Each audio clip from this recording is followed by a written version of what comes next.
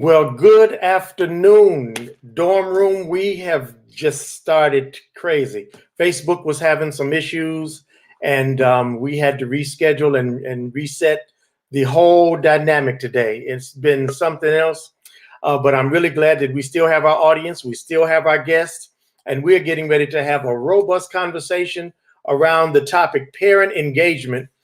It takes a village, and we are going to really talk about that village today.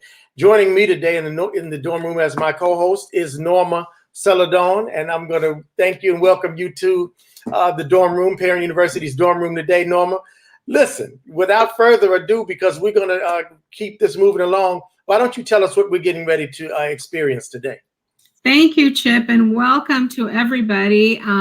Buenas tardes for anybody that is listening out there that are Spanish speakers. We are so happy to talk to you about parent engagement. Parent engagement is the elusive subject. Everybody wants to know how to increase it. What is the magic formula? Well, we are here to tell you that we have found some wonderful magicians doing awesome work in the community. And bottom line, let me tell you, there is no secret. It is, there are some key things that need to happen, and it definitely takes a village. So before we get to our guests, I want to introduce myself. I am Norma Celadon. I serve as the Title I District Manager. What do I do? I work with all of those wonderful federal funds that are set aside for parent engagement, and I make sure that schools spent them and that they spent them wisely. And then adjacent to that is working with PAC leaders, developing those parent leaders, making sure that they have as much support as possible from our district, from our FACE office.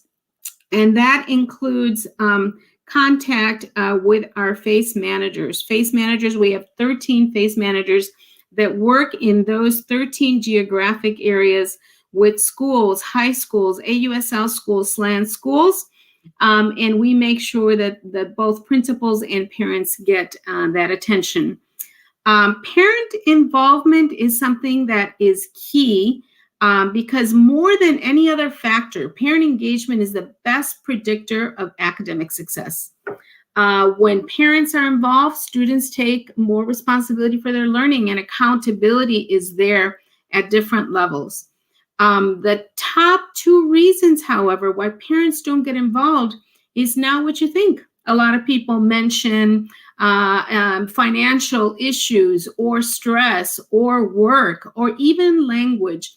And while those things are important, the two top factors why parents don't get involved is because, one, they feel unappreciated, they feel invisible.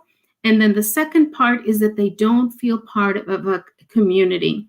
And as you get introduced to different guests, you are going to see how the things that they are doing are things that are really making a difference. And you're even going to speak to some principals who, despite the double pandemics that are occurring, are having wonderful success stories with parent engagement.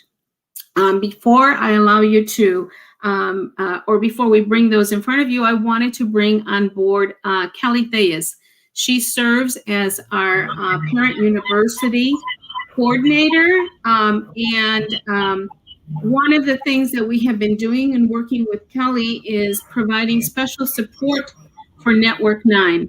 One of the things that is quite unfortunate for our district, and especially Network 9, is that we lost our FACE specialist, Peter Johnson. And in his absence and wanting to support those schools, we partnered with a community external partner, and we made sure that Kelly was providing additional support to the schools. So Kelly, I'm going to pass it over to you and ask you to tell us a little bit about parent universities and the roles that you have within the parent university that is housed at Diet, if I'm not mistaken. So Kelly, tell us about PUs. Good afternoon. Thank you, Norma. So we have various parent universities across the city of Chicago. So let me back up a little bit. So as you sort of alluded to, research shows that the more involved a parent is with their child's schooling, the better that child will do. So parent universities were created to reinforce that fact. We want to create spaces that are targeted to help parents in their quest to be the very best for their students.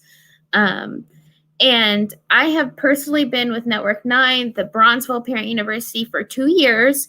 It was been an amazing pleasure and an even greater pleasure to have worked with the great Peter Johnson. He was an amazing face specialist, but an even more amazing human being. It is a huge loss for all of us, and it is an honor to support Network 9 in this project until we find our next space specialist. And of course, I will support them equally, our next person. But a little bit about parent universities. Our goal is to create learning communities for parents to connect to the network, to the district, but more importantly, with each other. And there are 13 parent universities across the city of Chicago, one for each network. And I say network in quotations because we work on a geographical map. So for example, geographically, Network 9 would also have some AUSL and Network 17 schools. And to tell you a little bit about Network 9 Parent University, I also want to remind parents that they are welcome to any parent university. While each network has a designated parent university, you're welcome to go to programming at any one across the city. So the Network 9 Parent University, as you mentioned, is based out of Dyett High School for the Arts, and was one of the first parent universities ever to be established. And so over the last 5 years, we've held a variety of supports and workshops, including trauma-informed care, financial literacy, health and nutrition, technology assistance, public benefits. Honestly, I could go on and on and on. But our parent university operates on an open door policy. This means that we are always here to offer assistance so that parents can be as ready as possible to support their children's education. It's really about developing skills so that they can encourage learning, but sometimes it's about all those other barriers that might stand in the way of helping students. So as a parent university coordinator, Kelly, what do you have to say to those individuals that say parents just don't want to get engaged, parents don't care, and they really don't want to be involved, they don't want to be bothered? What would you say to that? I would say that that is a myth.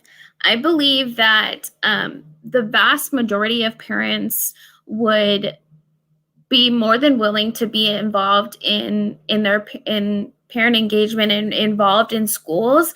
I think that there are other barriers, as you mentioned previously. I think there is, embarrassment. Are they even a good parent? Are they doing something wrong?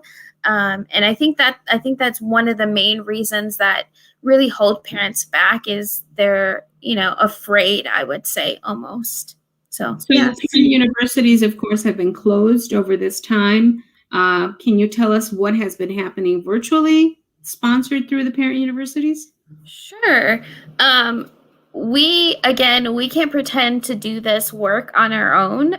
We bring in community partners, various community partners, whether that's Bright Star Community Outreach or the Reese Children's Hospital. And so we're doing this all in a virtual space with Google Meets or on Zoom. And that allows parents to essentially have our resources still available to them, but just in a virtual space. It's the same parent university, just a new look, if you will. Well, thank you.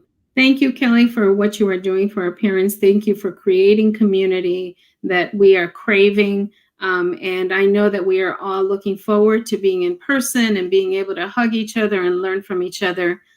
Thank you for holding down the fort. We wish all parent universities much success as they move forward through this.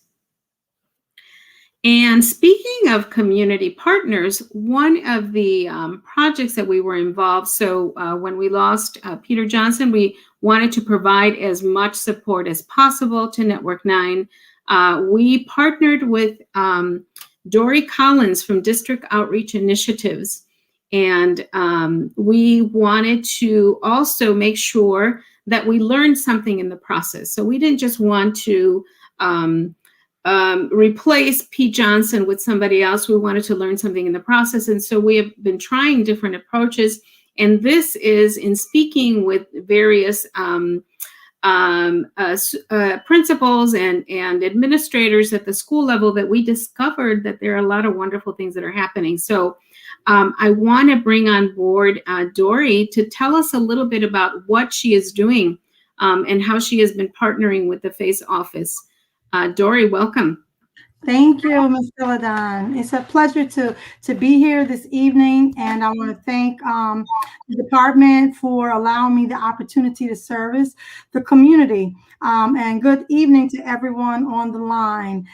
So with the project, my role has been to do a couple of things. First and foremost, to support the schools in getting in Title I compliance so that parents are able to work in a very judicious manner to get supportive programs for them to help with their students at home learning and academic success. And then from there to work to develop training and one-on-one coaching with the parents in the program. What that kind of entails, one, is to share knowledge that's been learned by myself. I'd like to mention to everyone that I started off as a parent serving on both parent advisory councils and local school councils. And I was that very parent, many of the parents that I've met to date, not knowing really what I should be doing, meeting with managers that will support me. But once they're gone, it's a lot to kind of remember and a lot to know. And I know that having partnership and support at every level that they can, as often as they can, really empowers a parent to have the confidence to serve in the manner of the schools in which they do. And so in terms of coaching, what I took the opportunity to do with parents, one, was to find out the best way to communicate with them. I found through this process with parents that they are in need of a lot of, or a request sometimes to have a lot of reminders. So I found in this process that text messaging was a lot in many ways, a great way to kind of communicate with parents. From there, we would set up schedules so that one of the first things I would do in terms of the one-on-one coaching would be to do an asset inventory or a skill inventory of every parent to just talk through with them through a variety of questions that would allow them to kind of describe themselves and things that they did very well, how others looked at them, and words that they would use to describe themselves. And then we got a little history on how much volunteering that they've done, whether that be at the school, in their own communities, or with family and friends. And then we talked about, roles that they've maybe had at the school level and what their experiences were from there. And what that enabled us to do is then to begin to put together a profile of those parents so that now they are discovering things about themselves and the members of their parent advisory councils, but more importantly, their executive boards. Oh, I didn't know that Miss Smith is able to dictate or speak in Spanish, and we needed that. So a lot of things of discovery would come about for parents with that. From there, we work on communication, not only communicating with parents, but having communication effective with principals and other administrators in the building, having that one-on-one, very nurturing relationship with administrators in the building, talking with them about their parent advisory council meetings, asking them to join. If they're unable to join, are there any items that I can share with other parents about information that you think that they need? And then we work through coaching and then sharing that information, not only with their executive teams, but then other parents.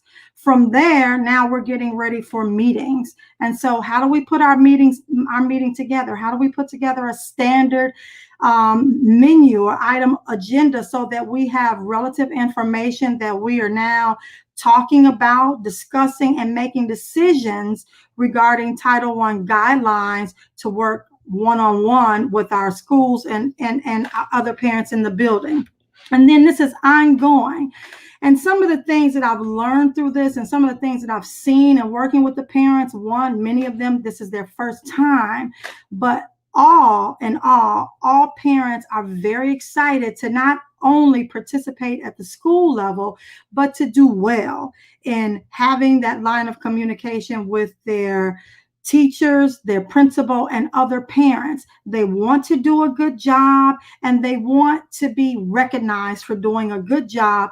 And so just setting up that line of communication for them has been very exciting and intriguing, and they're empowered. Now they're wanting to talk to others. I found it very exciting to know that many meetings have been scheduled with parents so far, and not one of them have been unable to attend meetings because now the communication has started. Yes. Let me ask you, Dory, what do you attribute to that success to? And so, because I hear this from parents, from principals, we're having such a hard time getting parents to show up. So what is it that is happening that is different, that makes a difference with this particular project that you're involved with? I think one of the things that is happening differently is the attention, that the parents are getting, and it's consistent. So it's not just because I need you now, it's because I want to work with you. I want us to work together, and let's figure out how we can do some things that are not only going to benefit me, benefit you and our school community, and then my child.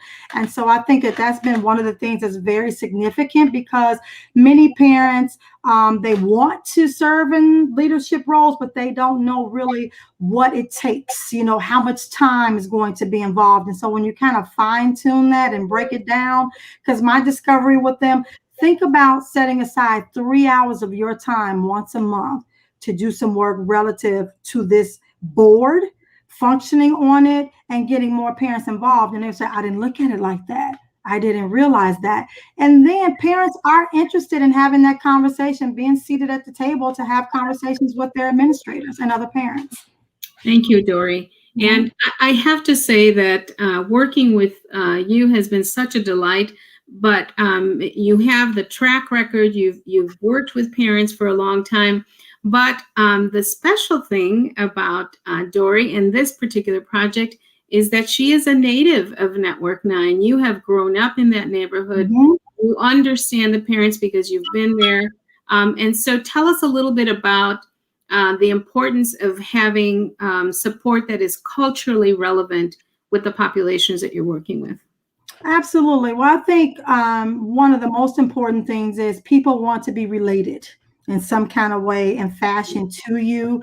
And many of the parents look at me just like them, being a single parent, maybe rearing a boy, trying to work, and juggle multiple things at different times. But the connection is so close because now I'm familiar with the stores that they're shopping in, right? I'm familiar with the churches that they're going to. And many times now I'm knowing parents of some of the parents that I'm working with. And so it just makes them feel more comfortable because trust is something that's very important, and it allows parents the opportunity to be able to open up, and talk about different things and, put on the line, hey, this is what I need, and feel comfortable that someone is going to support them and getting the things that they want personally as well. And how wonderful that you're connecting individually. We hear about coaching, and usually at the corporate level, we hear these executives hiring coaches. How wonderful that we're able to offer coaching for parents where they get to understand what their strengths are, and we get to help them understand that, strengths in different places they're able to use in those roles as leaders. So I want you to help me segue into this and introduce one of those magic principals who has been doing wonderful work. And I think that you may remember when we interviewed with the school at Doolittle, we were blown away by the fact that not only was she engaging parents, but she was engaging them at levels the same or better than when things were not in a pandemic. So if you could help me introduce her, that would be wonderful. And that would be Principal Aisha Jones. Absolutely. Yeah, Principal Jones, what we found very amazing about you, one, is the partnerships that you were able to have and afford your parents with, because that is also critical, because for parents to know, that they're coming and they're serving at the school, how does that then in turn benefit me in my home outside of the school and after school hours? And so Principal Jones has done an amazing job forging those relationships outside of the brick and mortar of the building to form community partners that are now helping her, not only her school and parent community, but her community at large flourish because of resources that are now available that the parents are learning about, that then can allow and introduce to other parents, because these partners also serve the community at large. So that's something that was amazing that we saw and recognized with Principal Jones.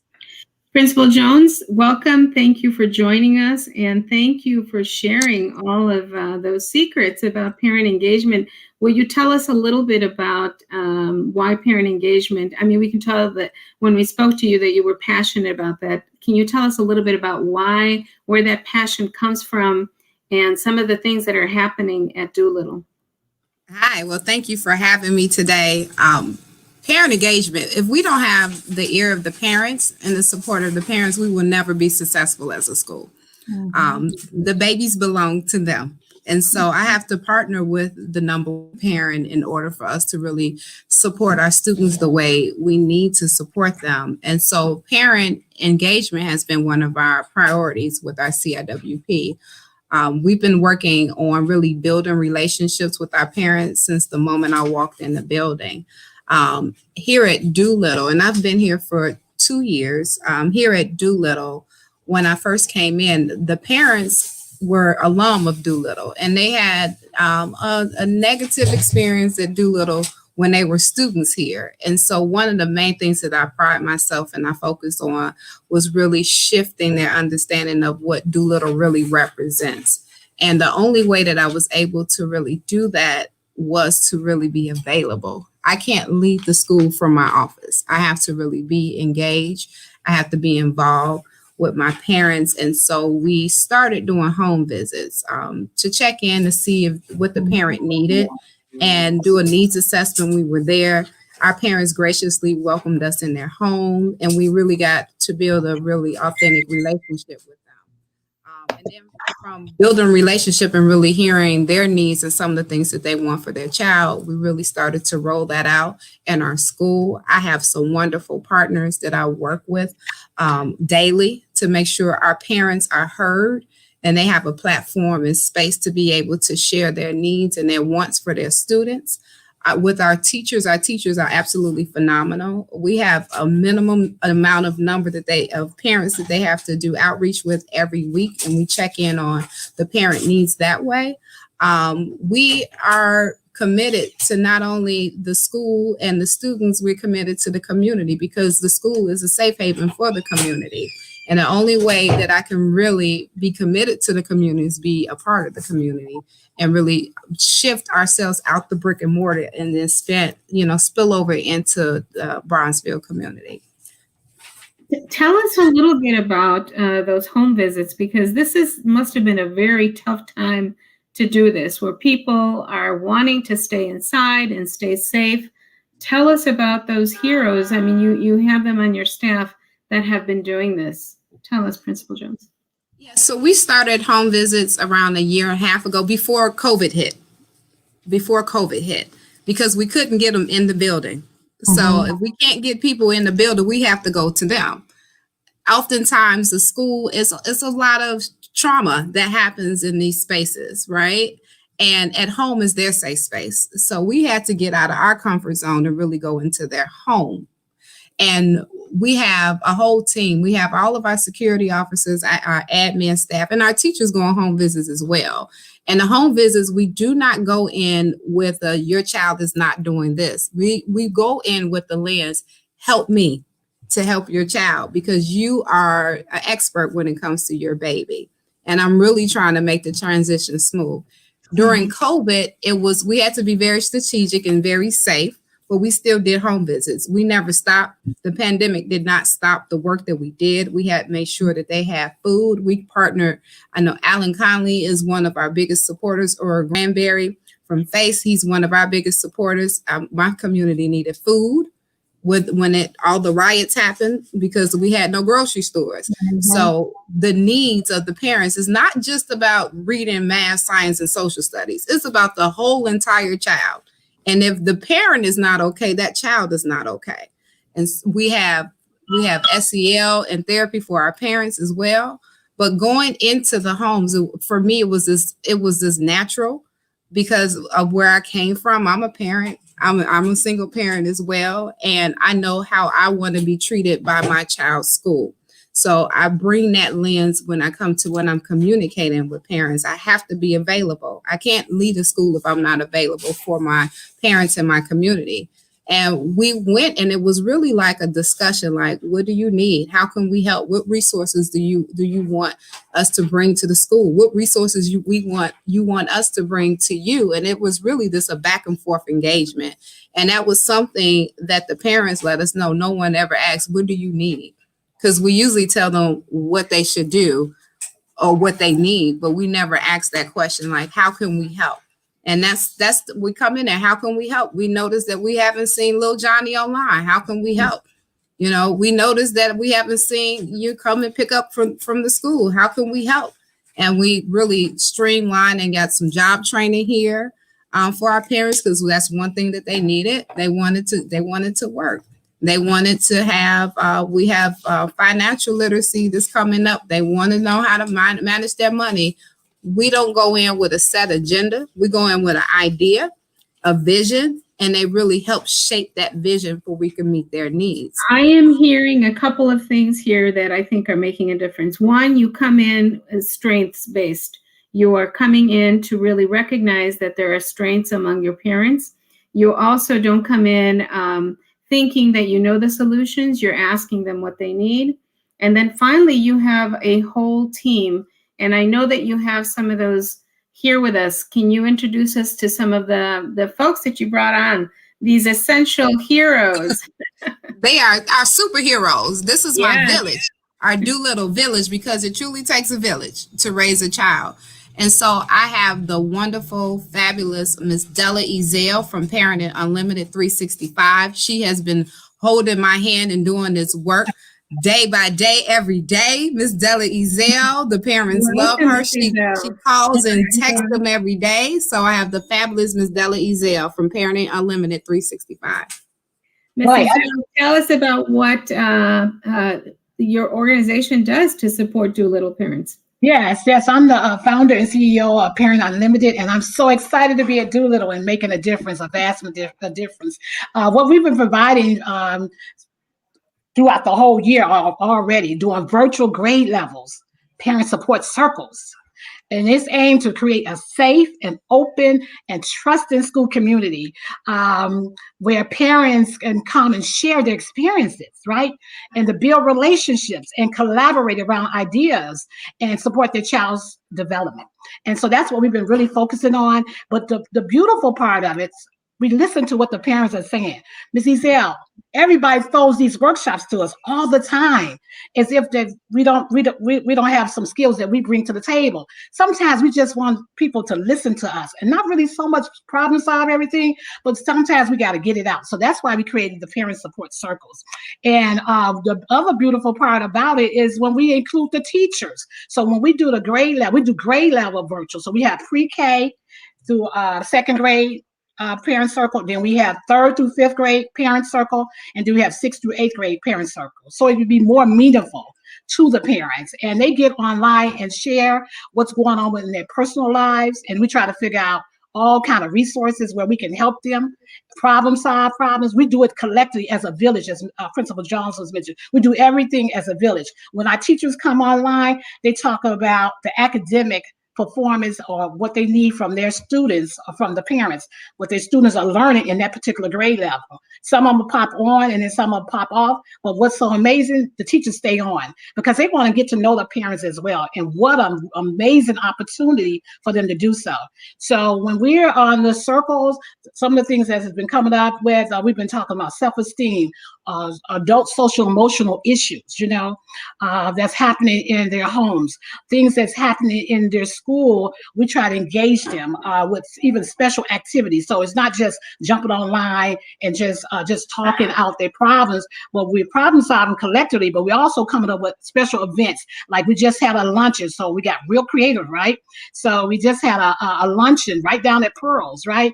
And so what we did, we passed out vision boards so they can prepare their own vision board. What do you see yourself? What are your goals for you and your family? So they would be having an opportunity to present their vision boards at the end of the year. And also we are getting ready to do something called Paint and Sip to reduce some of the stress. We do everything for the kids. Sometimes the parents, they need stuff too. They need to figure out how they can reduce their stress level because we're doing all kinds of stress management. We've been talking about trauma informed, things like that, how to build your self-esteem, development pathways, really viewing what's going on with your child. So we've been doing a host of things in a creative way, introducing it through a circle concept rather than just hitting them with the workshop. So tell us a little bit about that circle concept. And it sounds like, first of all, you are both in sync. You're on board, you're operating from the same type of values. And I'm also hearing that you approach things holistically. You work with the whole parent. So this is not just about what you're not doing to help your child with homework. This is about understanding what barriers stand in the way for parents. Thank you. Thank you very much, Ms. Ezell. Thank you. I love the name of your organization, Unlimited. There are no limits. There are no limits to what parents can do and how much they can grow. Thank you for the other thing that I noticed is that you do this with such joy. Yeah, it's my passion. It's my passion. That is coming through. No other way, because parents are making a difference, Yes, and we have to start with where the parents are at, you know what I'm saying? And this myth, someone has mentioned it before, this myth about they don't care, let's stop saying that. They do care about their children. That's a myth. That's a huge myth. Yeah, no such thing. I think it's about creating those spaces, and lovely for you to use that image of a circle, because again, want to remind folks that parents don't get engaged when they don't feel part of a community and when they feel invisible. And it looks like you are doing exactly the opposite. Principal Jones, do we have anybody else from your team that you'd like to feature? Of course, we have someone else. We have Mr. Damian Howard. Ms. Ezell works with the heart and then everything else. Damian Howard starts with that mind and shifting the mind. We have the same vision. I call him my cousin, my boy. He's really coming in and doing this work with our PAC leaders, and he's doing the work with our parents. So this is Mr. Damian Howard from Together Chicago. Mr. Howard, welcome to the space again. Tell us about this mind shifting that you're doing. Tell us about the mind shifting work that is happening. Yeah, first and foremost, I just want to say thank you again for inviting me to this platform. Principal Jones is a true rock star. I get an opportunity to work with principals across this entire city. And I don't say that just because I'm here. I say that because her heart, which is genuinely desirous to see impact and sustainable change in that school and in that community, is second to none.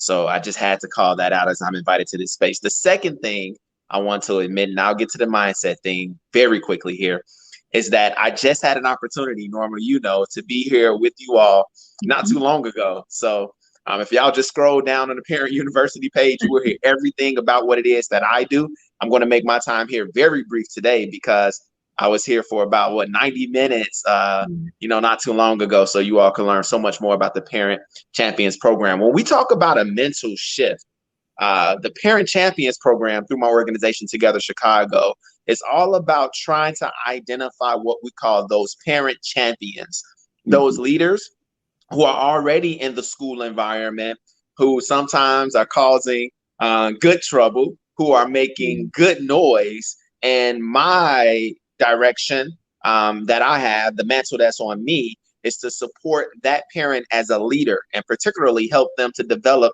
their social and emotional well-being, their social and emotional competencies. You hear so many of us talking about that SEL being a need, and my job is to raise up this parent champion who has the ability to come into any school parent environment and say, here are the 5 core competencies, and here is exactly how we can develop strategies to help ourselves be more self-aware, to have greater relationship skills, et cetera, et cetera. This is the exact work that I'm doing with a couple of parent champions who I'm rocking with from Doolittle Elementary School, who are now empowered to show up to Della's circles, who are now empowered to show up to PAC meetings as representatives that can really incorporate this element of SEL into all of they do. So when we talk about that mental shift, it's a sense of shifting to this idea that I have the ability to be a local leader in my child's school environment that can impact change not only in my home, but also for the culture of that school. So, Damien, I know that Kelly earlier spoke about the fact that some parents might have shame. I would say that sometimes that shame comes from those little voices in your head that tell you, no, I can't do it, I'm not good enough. So is that what we're talking about? Is that part of the mental shift that we're talking about, Damien? Well, absolutely. And again, I won't necessarily say that this is super unique to me, different from what we heard some of the other parent advocates to speak to. But again, those core competencies that I kind of just mentioned a moment ago, they are all about starting with self-awareness that said, that asks, what really is going on in me right now that causes limitations, that causes inhibitors, that causes me to limit myself and my capabilities and my possibilities in any sphere of my living, not just in parenting, but professionally in my relationships. So similar to Ms. Della, who I love, what's up, my sister? We get into that thing, right? And what I love about this particular work, which is specific to SEL, it's less about me being the sage on the stage and I just show up to be a guide alongside. It's less facilitate a space to raise up the voice of the parent and to really understand what does responsible decision making mean to them. What is, let me say, that stinking thinking that's getting in the way from them being able to consistently make the decisions and take the actions that allow them to live their best life in every sector of their being. Thank you. Thank you so much, Damien. Thank you for the work that you are doing at Doolittle and across the district, transforming parents. One of the beautiful elements about your program is that you then have parents move on to mentor their peers and encourage other parent leaders that come behind them. And so thank you for the work that you're doing. We applaud you and we're glad to support you and feature you twice. And we're inviting all of our audience to go back and look for that longer version of Together Chicago and learn more about the work that Damien is doing. Thank you so much. Perfect. Thank you. And now I'm not sure, Ms. Jones, if we have featured everyone on your staff. We have one more person. One more. So we have to have the secret sauce inside of the building. Okay. And it is our lead of our pack. One of our teachers, one of our warriors. I call her the auntie of the school. You know how they don't always listen to mama, but they will listen to auntie. So we have the wonderful Miss Darlene Nance, who get everyone on the line. If Miss Nance call you, everyone is going to show up. She is the chair of our pack here at the school. So no other than Miss Darlene Nance. Auntie Darlene, tell us all about yourself. Tell us about what you think about parent engagement and tell us about what the magic formula is. All right. Well, first of all, I want to say thank you for allowing us to share our magic.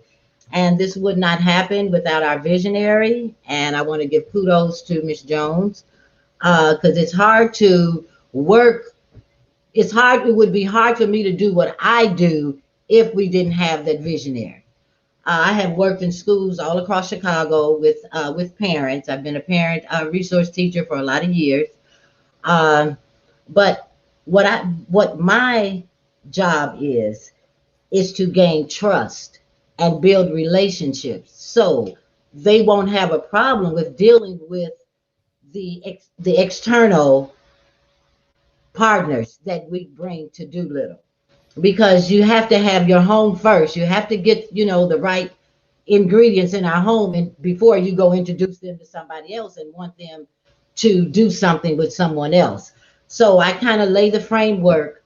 If what you have to do, I let them know the difference between parent involvement and parent engagement. Parent involvement is something that you tell them. Engagement is the actual act of being engaged. So it's like a verb, it's action.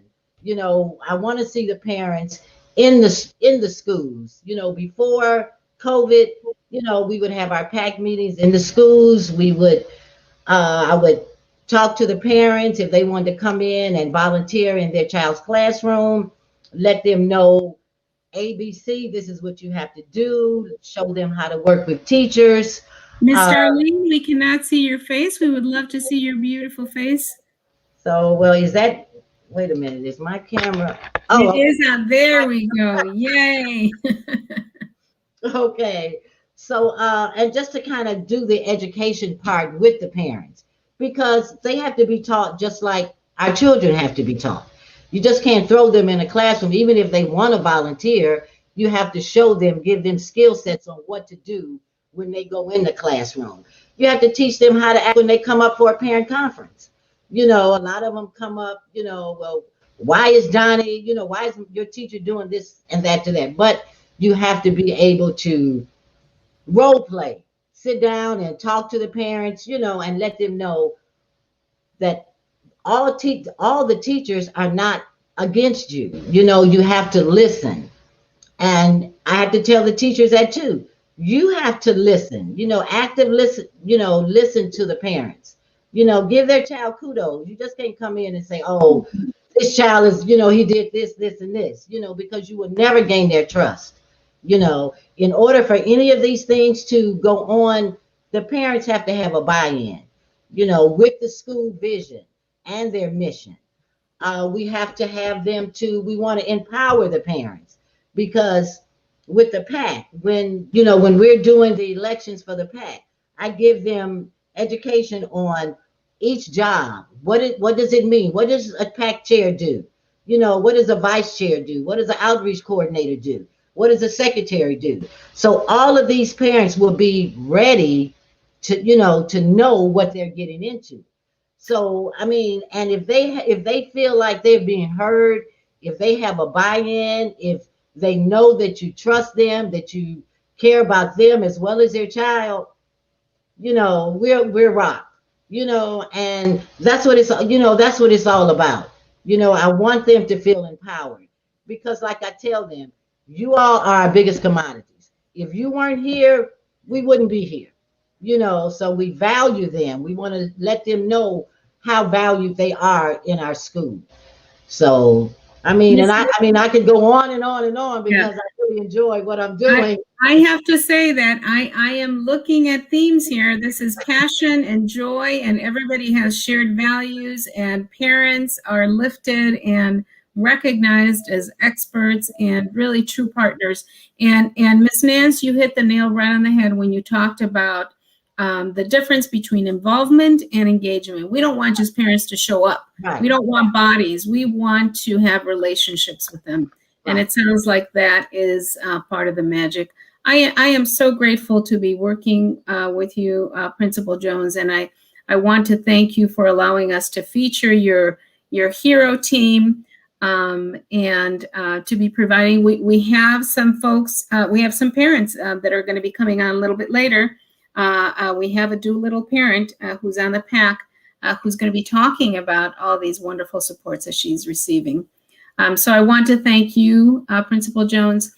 Thank you for allowing us to feature what true, authentic parent engagement looks like. And we wish the whole team a bunch of energy as you move forward. Thank you very much. Thank you. And now, as if one hero was not enough, we also have backstage a second hero, which is, and I'll have Dory help me introduce her. This is Dr. Captain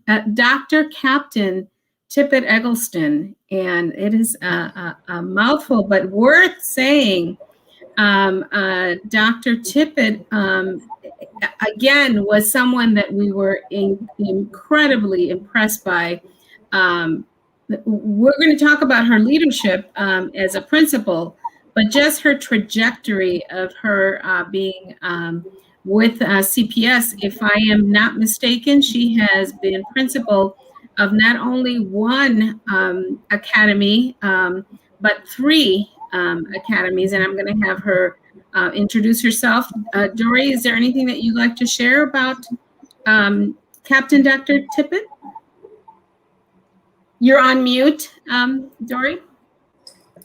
Dr. Captain Tippett is going to say all about herself. The only thing I want to say is she's the other secret sauce in this district. Has wonderful, phenomenal relationships with her parents. I got a chance to meet her when she stepped foot through the door at Air Force Academy, and one of her top priorities was parent engagement. So I'll let her tell you all about that. Hola, and good evening, everyone. I am super excited to be in this space, but I must make a correction, Ms. Norma. I'm not the principal of 3 of the academies. I was instrumental in starting 3 of the academies. So I came here to transition Carver to Carver Military Academy, and then also Chicago Military Academy of Bronzeville. But I am the founding and proud, I almost said pastor, look at that, principal of the Air Force Academy High School. And I am, you know, you guys call it a secret sauce. I don't know about that, but I am honored and I am privileged. When I started this journey as a principal, what I was told was that there are 3 categories of stakeholders that you must adhere to and you are responsible for. And at all times as a school leader, at least 2 of those stakeholders should always be on your team. So those stakeholders were your staff, your students, and your parents. So when I thought about that, the staff, students, and parents, and that at all times to have at least 2 of those stakeholders rolling with me, rocking with me, getting down in the trenches with me, parents was an area where I realized if the parents are happy, the students can be happy. And what I understand about parent engagement and having that support is that the parents are really the ones who make the decisions about whether or not students are going to end up in your school. And so when parents are not on board, when parents are not aligned with you and rocking with you, or feeling like you are making their children feel wanted, needed, and that you are ensuring that their students are achieving, they will pull their students out of your school. And so without students, we cannot exist. So without parents, we cannot exist. So there's 3 things that I concentrate on as a leader. One is that understanding the value of parents, understanding the relationship with parents. And so that leads me to the second thing, relationship, relationship, relationship. It's all about relationship. It is important to make parents feel valued and understood. It is important to meet parents where they are and to understand what it is that they need from you. So I like a lot of the things that the principal from Doolittle said, and so shouts out to you, Principal Jones, and the work that you're doing at Doolittle. My experience here at Air Force Academy High School is that we are not a neighborhood school. And so our parents come from all across the city of Chicago. And so meeting parents where they are with here at Air Force, we have a 45% Latinx population. And so understanding that language can be a barrier, one of the things that we began to do this year was to make sure that we could eliminate that barrier. So there's 20 members on my staff who are enrolled in an intense Spanish class so that we can begin to speak Spanish, if not proficiently by the end of the year, enough to just make greetings to help eliminate those language barriers. And then, so there's 3 things that I said. 1, understanding the value of parents. 2 is relationship. The 3rd thing that a leader who I worked under told me, which was a different leader, who said, always make sure that you have 2 of the 3 stakeholders, riding with you all at all times. The 3rd thing was being intentional. He told me what is not monitored is not done. So when you don't give attention to parent engagement, when you don't give attention to understanding whether or not the needs of the parents are being met, if you're not paying attention to whether or not parents are being valued, whether or not parent training is happening, then you will lose that space. It goes unintended, then it no longer exists. And so I've always been intentional about making sure that we keep positive relationships with our parents. Now, does that mean that every parent at the Air Force Academy High School is in love with Dr. Captain Tippett? Not necessarily, but if they're not in love with me, that's okay. Then we were intentional in making sure that we have a member on our staff who is the liaison between staff and parents. Not because I don't want to be involved with parents, not because I don't have positive relationship with parents, and not because I'm not intentional, but as a school leader, there are a number of things that I'm responsible for. And because I really do believe in the value of parents and engagement, then I have a person on my staff. We created a position, and she's our parent liaison. And so Ms. Logan, our parent liaison, along with my assistant principal, Mr. Coppage, and our dean, they ensure that there's ongoing communication, there's ongoing support from our parents. So Ms. Logan's responsibility is to work with our PAC, is to work with our board of governors, is to help coach and mentor our PAC leader on ensuring that communication is going on. We have tried, speaking of communication and understanding the value of communication on a daily basis with our parents, we went from using a communication platform called Parent Square to Remind, which a lot of schools do this, but that was a way to say, look, we have to make sure our parents understand and know what's going on in the Air Force Academy High School, and we have to have an open line of communication. So we use Aspen, we use the emails, but the Remind platform allows us to do a number of things. So if you don't have Remind, then we would definitely encourage you all to use Remind. And I want to give a shout out to my network chief, Chief Megan Hogard of Network 16, who is very supportive in ensuring that the principals in Network 16 also understand the value of parent engagement. So one of the things, our mantra here at the Air Force Academy High School is that we are soaring high, we're making marks, and we're college bound, and we cannot soar high, we cannot make marks, and our cadets cannot be college bound without the support of our parents. And so our parents also have a creed, and we make sure that in our parents' creed that they understand their commitment and their responsibility, because we are partners in this game. So we don't allow the parents to just drop the students off at the door and say, they're yours for the next 8 hours. No, they are ours. As everyone has said, it takes a village.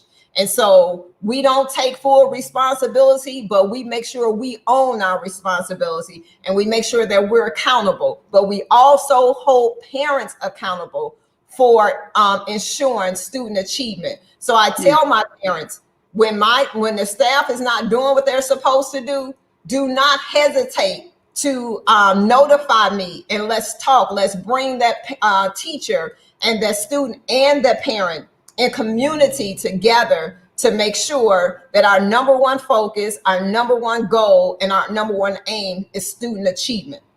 So, Dr. Tippett, I am hearing from you again similar things. It sounds to me like you are saying parents need to be walking shoulder to shoulder with you, with the school administrators. It's about trust. It's about understanding that parents are valuable. And bottom line, it's about building those relationships. I have to say that I am so impressed with your inclusivity, your greetings in Spanish, your recognition that everybody is not the same, and that some things have to be tailored. And again, coming back to coaching, coming back to providing and creating things that parents need.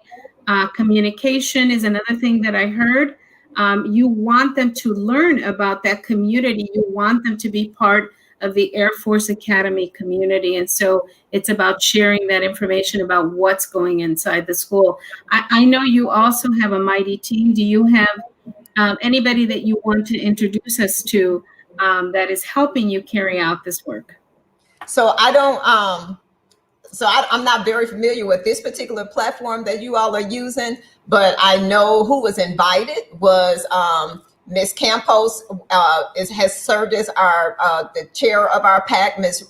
Raven Taylor has served as our PAC chair at one time. She's also a member of my board of governors. I have the privilege of having parents, staff members who are also parents. Come on, Ms. Campos. I have the privilege of having staff members who love Air Force enough that their students, their children are students here. So I have Mr. Andrew Jones, who was invited. My AP should be in here somewhere. And my Ms. Logan, my parent liaison, there she is, Ms. Logan, our parent liaison who keeps, everything together. I just want to say this one thing, Ms. Norma, before Ms. Logan or my AP or any of them speak, when you talked about walking shoulder to shoulder, sometimes I need my parents to hold me up. And then sometimes I'm carrying my parents. So we're not just sometimes connected shoulder to shoulder. I'll allow my transparency and my vulnerability to show, and I will reach out to my parents and say, hey, you guys, it's a struggle for me right now. And I need you all to help lift me and carry me through this thing. Or they can call me and say, hey, Captain Tippett, we need you to lift us right now. So, we take turns doing that.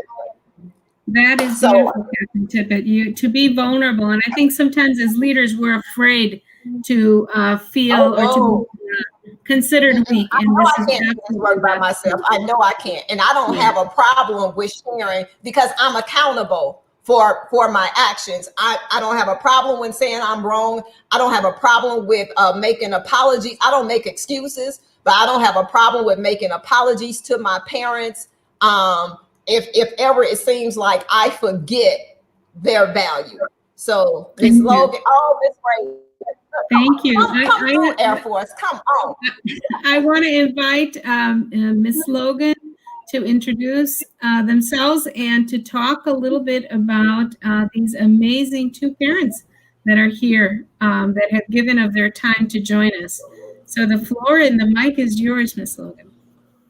Hello, everyone. Good evening. I know it was a struggle to get in, but hey, I've been in Air Force for a couple of years now. I have some superstar parents on here. I mean, there's nothing that I can't call on them for, about, no matter what time, no matter if I'm threatening one of them's child, always available.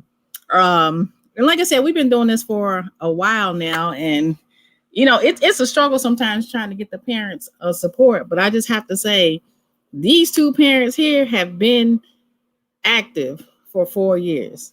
So again, I can't say enough. We have a great staff at Air Force.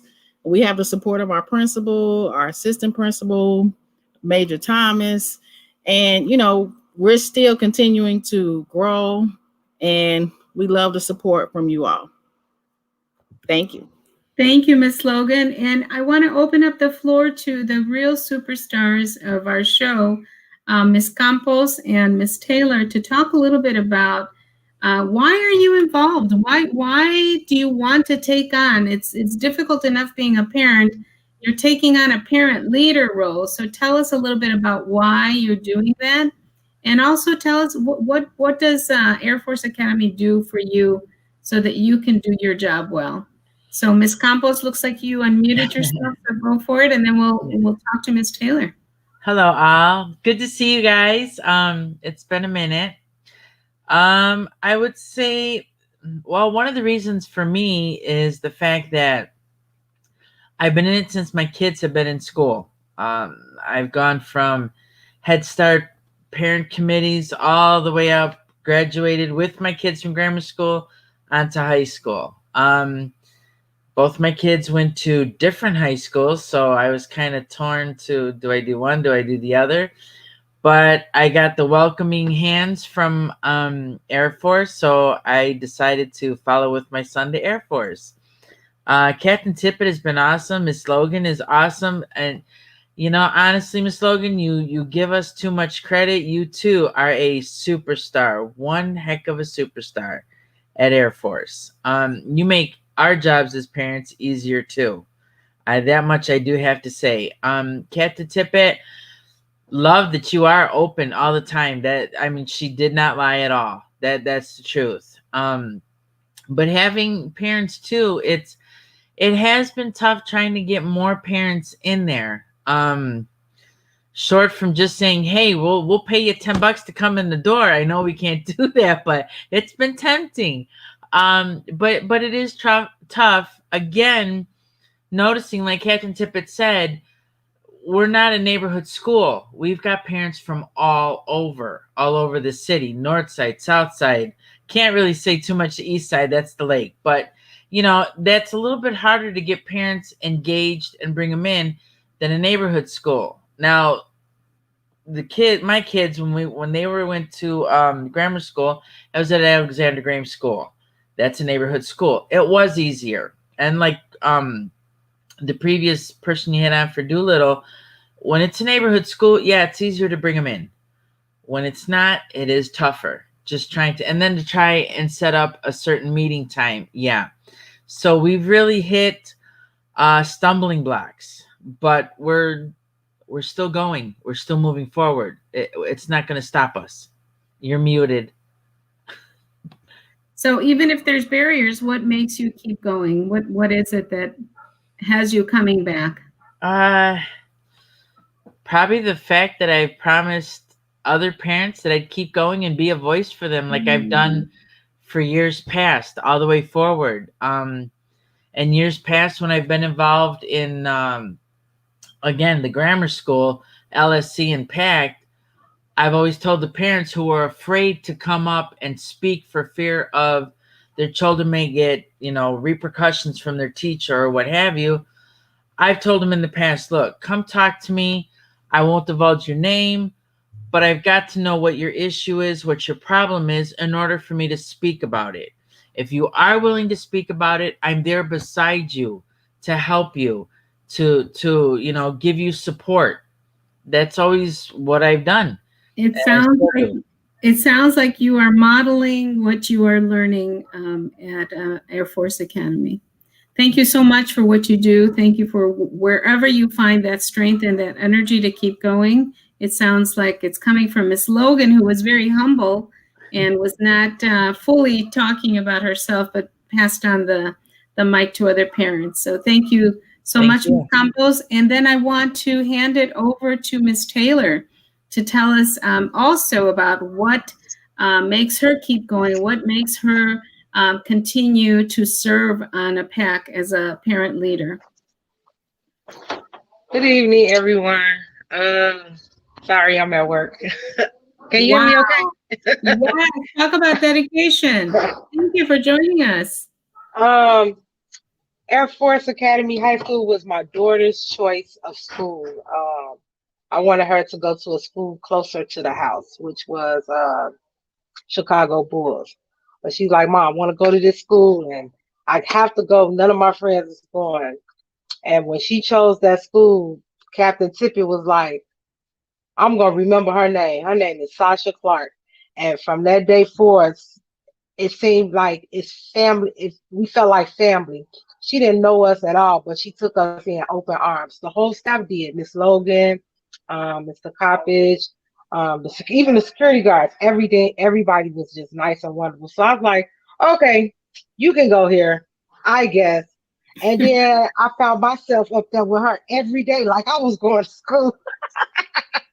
I stayed in the school, and then as the presenters before spoke, that you have some parents that's not confident about running to be on the board, being outspoken for other parents. I was one of those. I never served on what did you call that? Local school council. I have 2 other kids before her. Never sat in on local school council. Never went to a meeting. None of that. And when I got to Air Force, I was like, oh, okay, I think I can do this. And I learned a lot of information, especially from Miss Logan and Captain Tippett once I started running for the Board of Governors to be chairperson on that committee. But So the tell us drive, why. You're talking about the fact that you didn't do it before. You had opportunities. Why did you do it? Why Air Force Academy? You said I live there. What tell us what that is? What is that? okay. I when I got to Air Force, I didn't have to I wasn't left out of anything. They included me in the sessions and the talks and the meetings. Hey, you need to come to this. Now, are you coming? No, you need to come. So I'm like, okay, I need to go. But and as I got to learn the information on how to be a chair, how to be a vice chair, how to try to get the parents out to join the meetings, I'm like, this is fun and it's a learning experience. It's not boring. So when we did our meetings, we had different people come out from different organizations. I think one day we had a Zumba. We brought the parents in, we had our meeting, and then we had a Zumba class. And it was really nice. So now we burning off energy and we all getting to interact with each other. And it's feeling like friends, but it's feeling most like a close-knit family, basically. I think that's why I'm doing it. And thank you. And I could sit here and listen to all of you talk all night because I think people need to hear these stories. There are such myths about parents don't want to get involved. I think it is about when they feel included, when they feel seen, when they feel valued. And it sounds like exactly what you're talking about. We do have, we have one more parent on that I'd love to bring on board. And I believe it is Ms. Papa George. She is from Wells High School. We'd love to have her on. If we can bring her on, that would be absolutely wonderful. But I hope that everybody is listening to these patterns. I hope that people are listening to the fact that it is about parents feeling valued. It is about communication. It is about relationships. Ms. Papa George, welcome. Thank you for joining us. I know that, folks, this is dinner time. And so we so appreciate that you're here. Please, also, I'm going to ask you the same questions, Ms. Papa George. Why are you involved? Why are you doing what you are doing as a parent leader? Please introduce yourself and tell us about that. Hello, good evening. My name is Sandra Papa George, and I love my son's high school. I am very nervous, and this is the first time I've ever done this. I have 4 children, and welcome. I've never done any, I used to sit there and do those bake sales and stuff like that to help the school out here and there to different schools. And my son is autistic, and with Wells and what they bring to the table to help, they go over and beyond to make you feel with the IEP programs and whatever other programs that you can actually pull into the school. They help you, and that makes me want to help as well. that makes me want to be a part of it. And like I had explained before, that my son was one of those children that were falling through the cracks, and that sentence, "no child left behind," really fits the school so 150%, that you have the counselors, you have the principal, you have all of them, just they'll pick up the phone and they will sit there and say, "Do you need anything? Is he missing anything? Did you check on him?" You even have the SICAs that are there 150, even on the weekends, if you're needed, they're needed, and the SICA will sit there and say, "Call me anytime." Well, he's in school or he's not in school. How can you not be a part of that is the question. So it sounds like, Ms. Papa George, that what brought you on is that you had a whole school that was on your side, on your son's side. Yes, I had that village that everybody's talking about. Yes. And this is in neither of the schools. This is at Wells High School. Yes. And so this is still in another school, but this is exactly part of the formula why you are involved. And I have heard some great things about you, Ms. Papa George. Thank you. You are one of the parents that's receiving coaching from our wonderful Dory Collins. Yes. And she has told us that you have beautiful knitting abilities. Is that true? I'm not sure if you have anything nearby to show us. Oh, I don't have it nearby. I have it in the closet. But I am knitting a blanket. So this is amazing. And the reason I wanted to mention it is because when we did a strengths inventory, we wanted to know all about you. We want to learn all of those things about our parents. And the fact that you are a knitter, for us, tells us that you are creative, that you are patient, that you are invested in your child and your school. And so even those little things about parents tell us so much. I know that Dory Collins was extremely impressed with the time that she has spent with you. She is amazing. Like I said, Tell us a little bit about that. This is the first time I do these things, and if you were to know me, I'm very closed. I'm a very shy person. Right now, my stomach is doing like little twirls. I'm holding on to my fingers. That's how nervous I am. But she made it comfortable, just like two best friends sitting down, having a conversation and saying, okay, what's the next move? What's, what we're going to do? And she's down to earth. She doesn't make it difficulty. She makes it as pleasant as can be. Two people that's been together forever, drinking a tea and just having a conversation about what we're gonna do on the next, on the next day or whatever the next week is gonna come out to be. I wonder if we can invite Dory to quickly, maybe in just a couple of seconds, to talk about her experiences with you from the other end. Can you all hear me? Yes. Good. So thank you so much, Ms. Papa George. And then for the other parents that were on, I appreciate you all.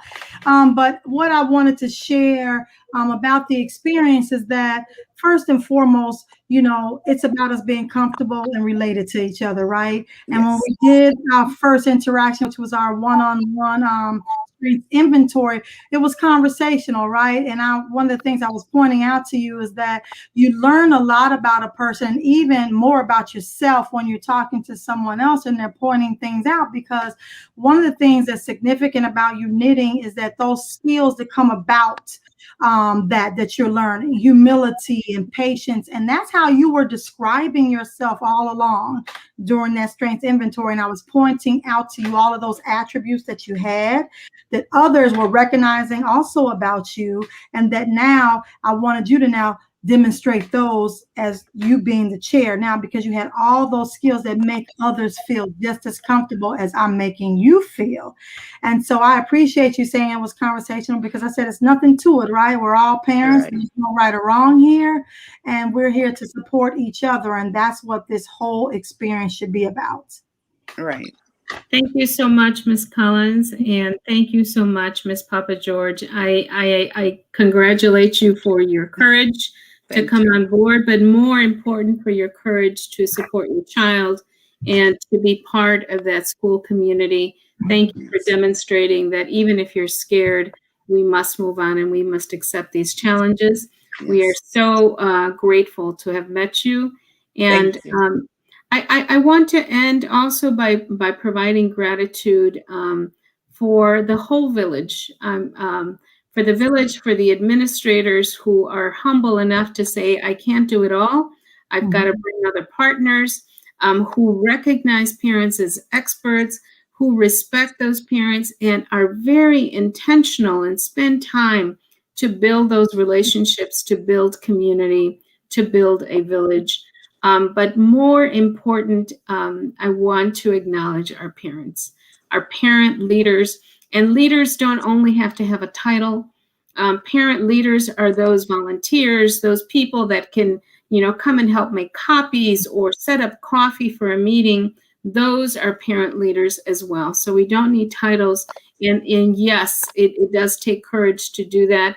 We are very grateful to all of them. FACE is very grateful to work with all of them. So thank you, everyone who joined us tonight. Please keep supporting other parents and keep believing in parent engagement. We wish you all a good night, and we welcome you to our village always. Thank you. Thank you, Miss. Thank you, everyone, and Miss Papa George. We'll talk, okay? Okay. She's in a meeting tomorrow with you tomorrow, I think. Yes. We're having orientation. Well, Norma, I just have to say that this has been a very enlightening conversation on dorm room. Thanks to all of the principals, Dr. Tippett and Dr. Jones. Dory Collins, you're doing some phenomenal work, and I know that you cannot do it without the phenomenal staff and the parents that join you. Absolutely. So this is the kind of work that we do in the Parent University in Chicago Public Schools, and specifically in one of the best networks in the city, Network 9. You all have been doing some great work. Exactly. So next week, I want you all to join us. We're going to talk about human trafficking with the Emmaus Foundation. We're going to condense it. I had to keep this going. We had some technical difficulties at the beginning. Hopefully that won't happen again next week. You can catch us here on Tuesdays at 4:30. We're going to go to a new platform in June, have a relaunch where you'll see the dorm room twice a month instead of 3 times a month. But this has been great. So I want to thank you, Norma. Dr. Tippett Eggleston, I'm going to bring you on because you have been really great. We have a good relationship. I used to manage as a network chief, manage the Air Force and the military academies. So you're still doing great work. I'm proud of you.